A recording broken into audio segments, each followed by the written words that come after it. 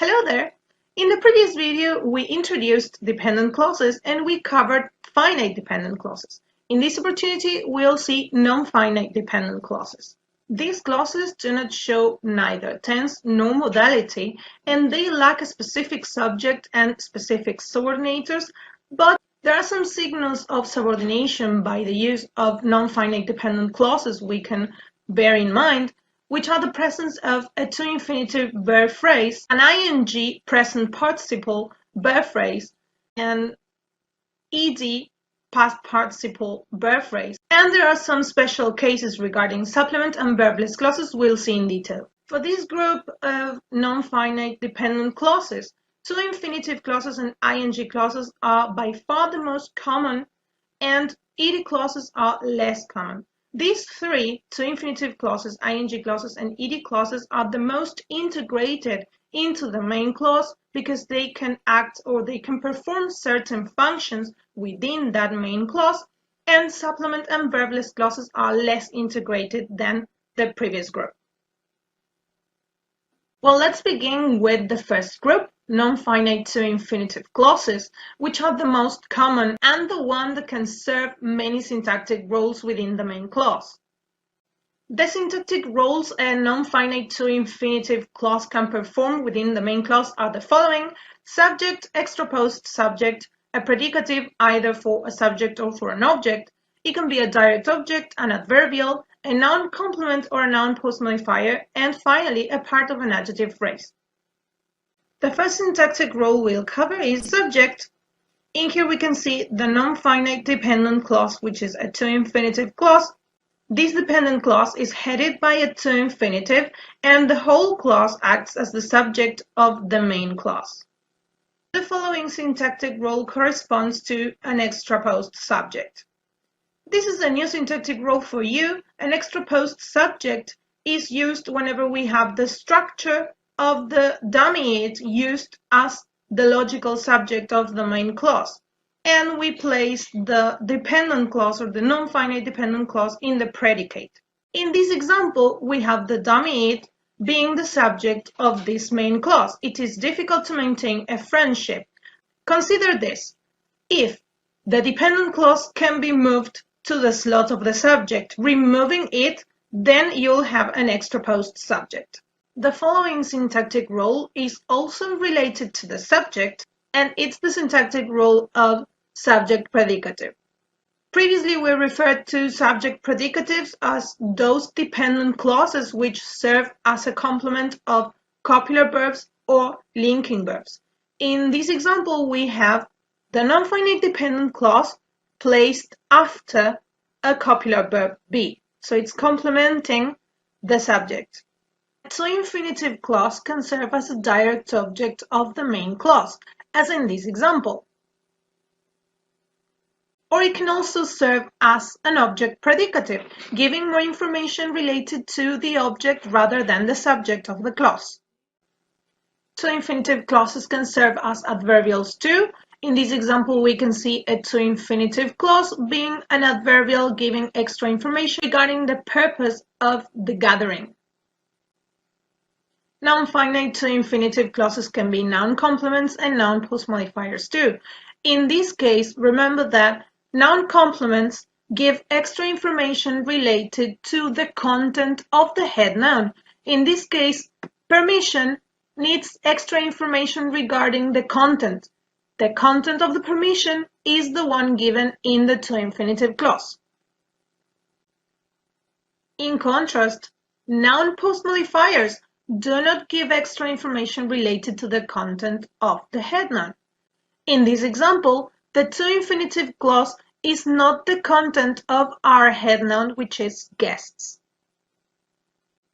And the last syntactic role exemplifies to-infinitive clauses being part of adjective phrases. In this example, the to-infinitive clause is giving extra information related to the adjective. Ing clauses are also highly integrated into main clauses, serving many syntactic roles. Ing clauses can serve the function of a subject, an extraposed subject.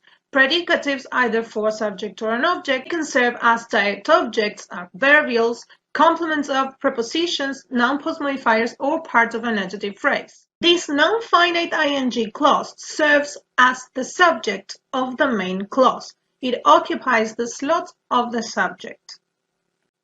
Ing clauses can also serve as extraposed subjects. As in two infinitive clauses, the ing clause can occupy the slot of the subject if we remove the dummy it. Non-finite ing clauses can also serve as the direct object of the main clause, especially when they are placed after transitive verbs. These clauses can also serve as adverbials. In this example, we can see a non-finite ing clause giving us information related to the manner in which the previous action was performed. Ing clauses can also complement prepositions. In this example, we can see a non-finite ing clause following a preposition giving extra information about it. These clauses can be used to give extra information related to a head noun. Please note this non-finite ing clause is used to identify which man. And finally, non-finite ing clauses can serve as part of adjective phrases giving a complement or giving extra information related to an adjective. Ed clauses are also non-finite clauses which depend on a main clause. Although they are less versatile than two infinitive clauses and ing clauses, they may occur in passive constructions. Ed clauses can be used as direct objects, adverbials, or noun postmodifiers within main clauses. The first example shows how a direct object is used with an ed participial. This is an example of a passive causative construction used with a participial. In the second example, we can see a past participle used as an adverbial. Please note that in this case, the past participle is not regular, it is an irregular one. Finally, in the last example, we can see a non-finite ed clause used as a noun postmodifier. In this case, the ed clause is giving us specific information to identify the head noun, which is course. The last group includes special types of non-finite dependent clauses. These clauses are supplement and verbless clauses. The first two examples show supplement clauses. Supplement clauses are those clauses which are not integrated into the main clause and they serve to give an introduction to the main clause or to give extra information related to the background of this main idea. Supplement clauses are majorly ed clauses and ing clauses, and they can be placed at the beginning with a comma, in the middle between commas, or at the end of a clause after a comma. Lastly, verbless clauses are also less integrated to main clauses, and they are characterized by a lack of subject and verb. In cases of verbless clauses, there's ellipsis of subject and verb. We say this is a verbless clause because it has ellipsis of subject and verb. We can also say when she was in difficulty. In the second example, we also have a verbless clause in which there's ellipsis of subject and verb. Although not a classic, can adhere a subject and a verb, saying although it is not a classic. Okay, students, this is it for non-finite dependent clauses. Remember to consider the signals for subordination by non-finite dependent clauses. For further information, please contact me. See you soon.